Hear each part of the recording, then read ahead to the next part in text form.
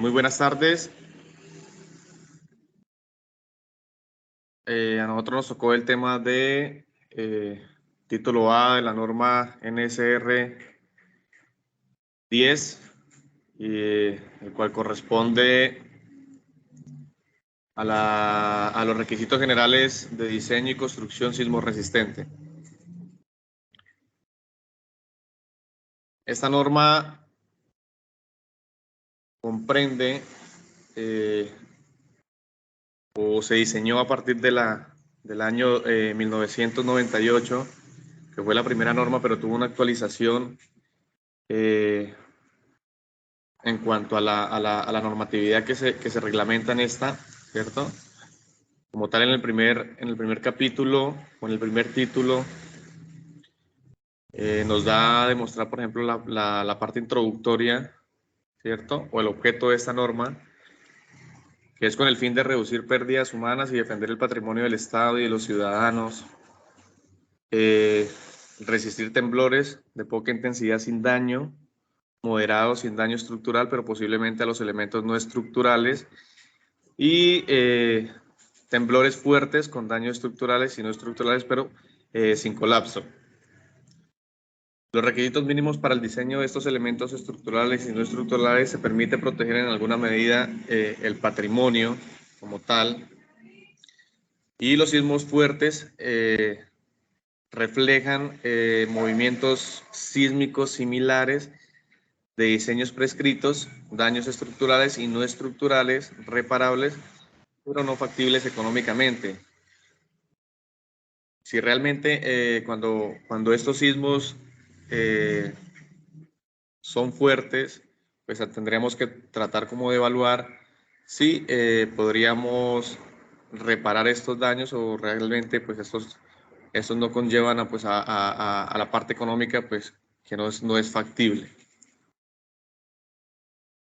¿cierto? Bueno, como tal el alcance de la norma pues establece unos requisitos mínimos para diseño y construcción de edificaciones nuevas, ¿cierto? Resistir fuerzas que impone la naturaleza o su uso e incrementar su resistencia a los efectos producidos por los mismos o por los sismos. Para edificaciones antiguas, establece unos requisitos mínimos para la evaluación, adición, modificación y remodelación del sistema estructural. Con esto mismo también nos lleva a realizar un análisis de vulnerabilidad ante la ocurrencia de un sismo. Existen unas excepciones en cuanto a este reglamento, ¿cierto? Que es aplicable a edificaciones cuyo uso primordial es pues, la habitación o la ocupación por seres humanos, que entre ellas pues, nos lleva a un diseño y construcción de estructuras especiales como puentes, torres de transmisión, torres y equipos industriales, muelles, etc. Estructuras cuyo comportamiento dinámico y respuesta ante los movimientos sísmicos de diseño difiera en las edificaciones convencionales. Estructuras que no están cubiertas dentro de las limitaciones de cada uno de los materiales estructurales prescritos dentro de este reglamento. Para el diseño sismo resistente de algunas estructuras, pues sale de alcance como tal el reglamento que estamos exponiendo el día de hoy. En el primer capítulo como tal, también nos infiere el procedimiento de diseño y construcciones de edificaciones. Entre ellos, pues tenemos que tener en cuenta un diseño estructural, ¿cierto? El cual debe diseñarse que tenga resistencia y rigidez adecuada ante las cargas mínimas de diseños prescritas. Hay que tener en cuenta también que debemos tener un diseño arquitectónico que prácticamente la responsabilidad de este diseño recae en un arquitecto o en un profesional arquitecto como tal. Y tenemos también unos estudios geotécnicos que se deben hacer antes de iniciar una construcción o una edificación. Aparte de eso, pues también hay que tener en cuenta una supervisión técnica, unos diseños de cimentación, pues que estos están establecidos directamente en esta norma y es muy importante que los tengamos en cuenta, puesto que más adelante en la construcción de alguna edificación pues no vayamos a tener algún problema de pronto con algún suelo licuado o de pronto pues vamos a diseñar estructuralmente mal una edificación. En la parte de, bueno, también consideramos algunas condiciones especiales, ¿cierto? Por tamaño y uso y algunos sistemas prefabricados que se deben tener en cuenta y que es muy importante que los revisemos en la norma directamente.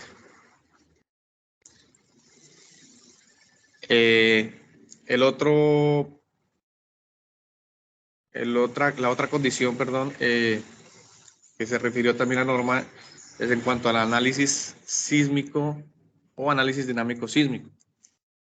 Realmente este análisis lo que nos permite es, de alguna u otra manera, identificar o tratar como de interpretar, ¿cierto? Pues que algunos sismos pueden o no tener inferencia en las estructuras o en las edificaciones.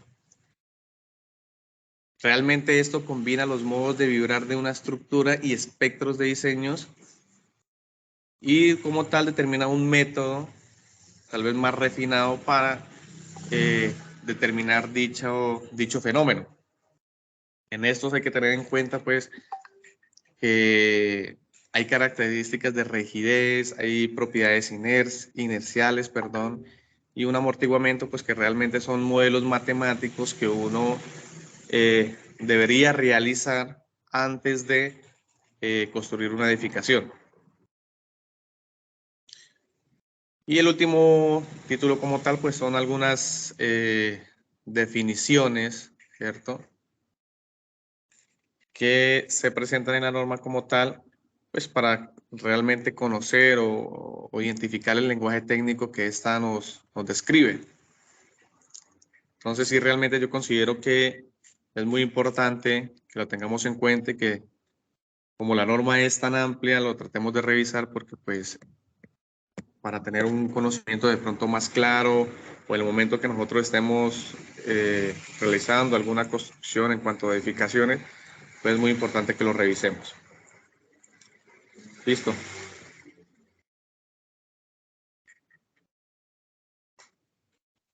Pásala, Julián.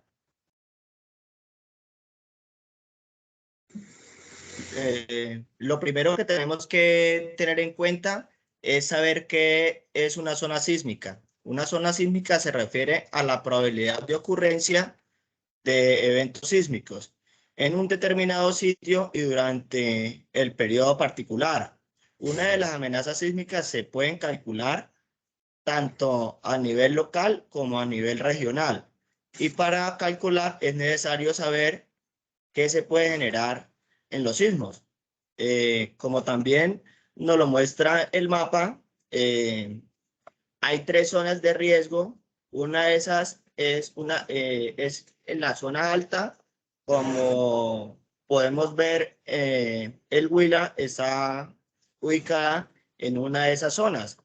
Como también podemos ver Cundinamarca, Putumayo, Nariño y Cauca.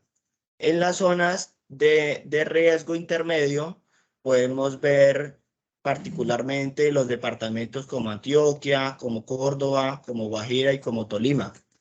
Y en las zonas de riesgo bajo son todos aquellos departamentos como San Andrés, Atlántico y Magdalena. Todos estos departamentos están en zona de sismos. Pásala, Julián. Julián, pásela. Los movimientos, no, no, no, no, no. Los movimientos de estructuras se forman en 4 grupos. El primer grupo está estructurado en ocupaciones normales, como edificaciones pequeñas, como casas, edificios, cuestiones así. Y en el grupo 2 son todas aquellas estructuras de ocupación especial como edificaciones un poco más grandes, como graderías, como almacenes, como centros comerciales y como edificaciones de hospitales y clínicas o centros de salud. En el grupo 3 podemos evidenciar todas aquellas edificaciones de atención a la comunidad, como estación de bomberos, defensa civil, policía, garajes de vehículos de emergencia. Teniendo en cuenta, este grupo comprende aquellas edificaciones y sus accesos que son independientes, que son indispensables después de un temblor. Como también en el grupo 4 podemos evidenciar todas aquellas edificaciones indispensables, que son indispensables, que atienden a la comunidad para un funcionamiento durante y después de un sismo. Todas aquellas edificaciones son como aeropuertos, centros de telefónica y telecomunicaciones a la radiofonomía. Todo esto influye a que, o sea, tenemos que esto no se colapse para que cuando se presente un sismo, o sea, todas podemos acceder a estos servicios. Eso es.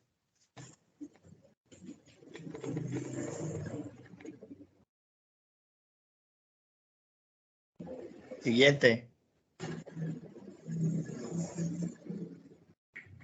Sí, un momento, por favor.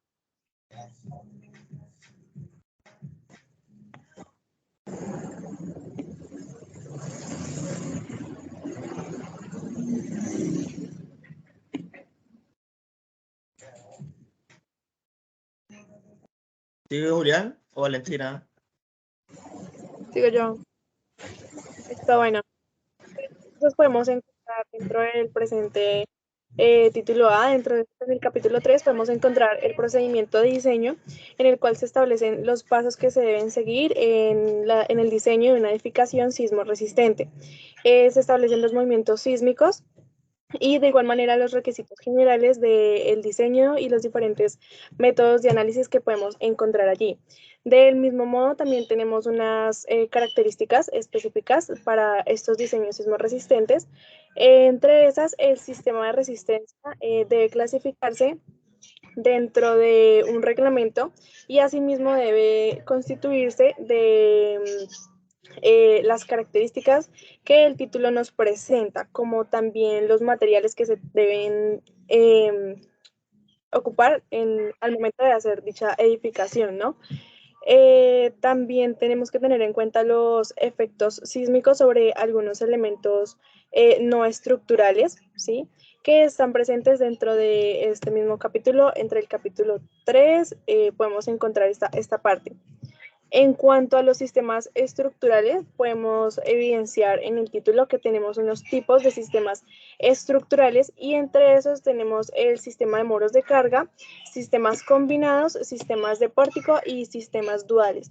Estos son 4 tipos de sistemas estructurales que son como los más fundamentales.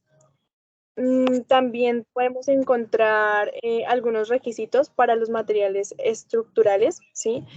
Donde nos establecen que estos materiales deben soportar cierta capacidad de displación de energía o deben soportar la capacidad del propio edificio. En cuanto a los efectos sísmicos en los efectos estructurales, podemos encontrar dos divisiones que son elementos de sistema de resistencia sísmica y elementos que no hacen parte del sistema de resistencia sísmica. Estos elementos que no hacen parte del sistema de resistencia sísmica deben ser evaluados por el constructor o el arquitecto mucho antes o previamente de ser construido el edificio sismo resistente, ¿no?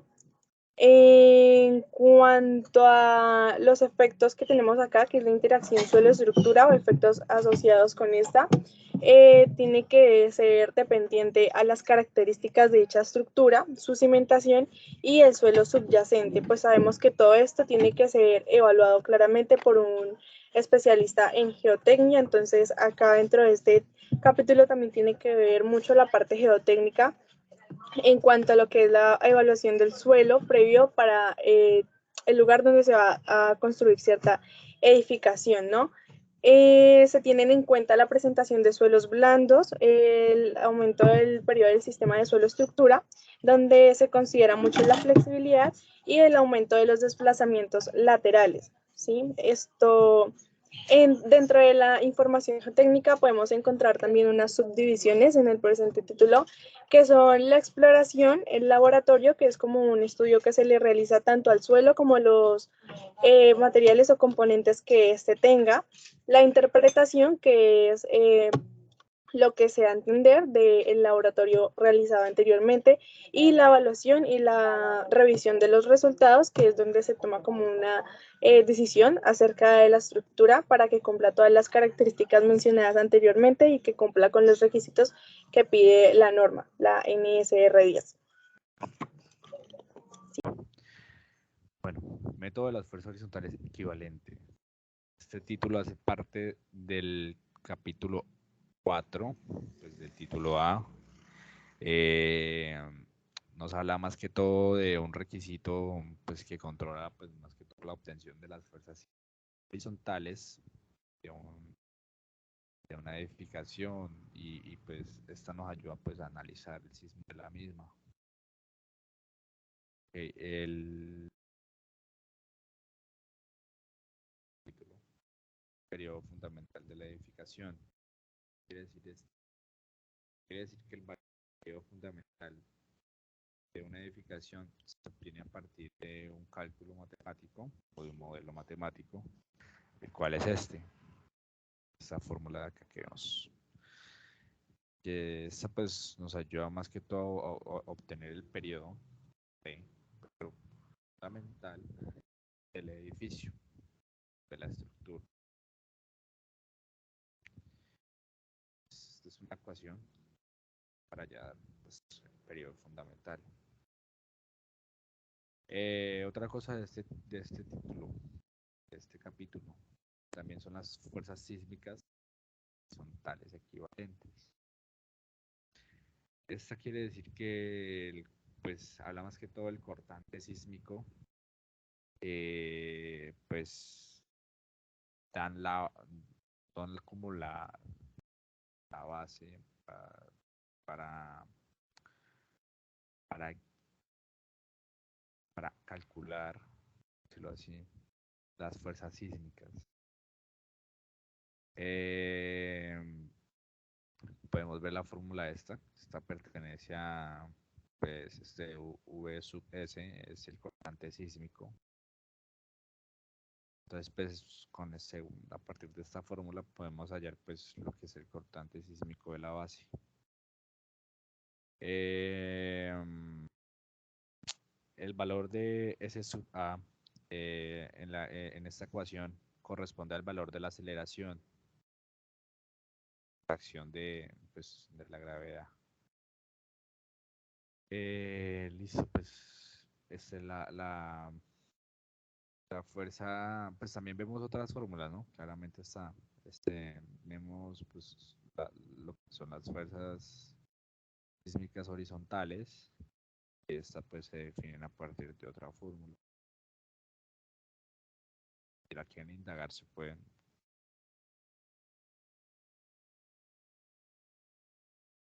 Pero pues ahorita podemos pasar a un análisis de estructura. Este nos habla del efecto de las fuerzas sísmicas que se obtienen a partir de un acuerdo con los requisitos que piden las fuerzas sísmicas horizontales equivalentes. Pone pues acá subnivel. Como les decía antes, pues quieren indagar más sobre el capítulo. Se evalúan pues, a partir de un análisis, como de esta forma hay más forma. Y después pasamos al uso internacional de medidas. Claramente está pues que todo este sistema internacional, pues diría yo, todo el mundo la conoce, pues, claramente. Pero pues este es el ya lo etcétera. Bueno, en metro, kilogramo, segundo, Kelvin, amperio, y la mol. Las medidas nacionales, por decir. Eso se resume pues un poco de lo que nos habla el capítulo 4. Les hablo también sobre los movimientos sísmicos del umbral de daño. Lo vemos en el capítulo 12, si no estoy mal. Nos habla sobre como, pues, por decirlo así, una probabilidad. Nos dice que es una probabilidad del 80% de ser excedidos en un lapso de 50 años. Esto quiere decir que, pues, o sea, que es el umbral de año que se determina en un lapso de tiempo. Pues, dejaba el umbral de año de cada ciudad o pues, de cada distrito del país. Este es el mapa. Ese A sub D quiere decir el coeficiente que representa la aceleración pico efectiva para el umbral de daño. Vemos que ahí va. Tiene pues un coeficiente 0,0.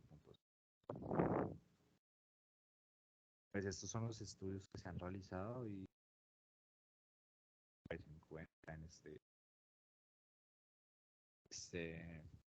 pues, les quiero hablar un poco acerca del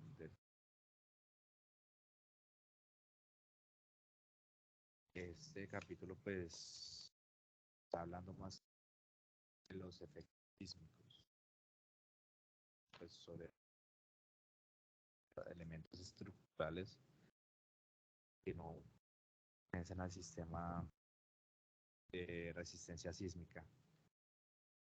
Y por encima les cuento que pues su objetivo general es las previsiones sísmicas que se deben tener en el diseño de estos elementos estructurales que no hacen parte del sistema de resistencia sísmica. Esto más que todo lo podemos como relacionar con el capítulo A3 pues, de este título. Y ahí se puede, pues, se relaciona mucho por lo que es pues, en el sistema de resistencias y todo este tema. Y pues nada, hablarles de eso.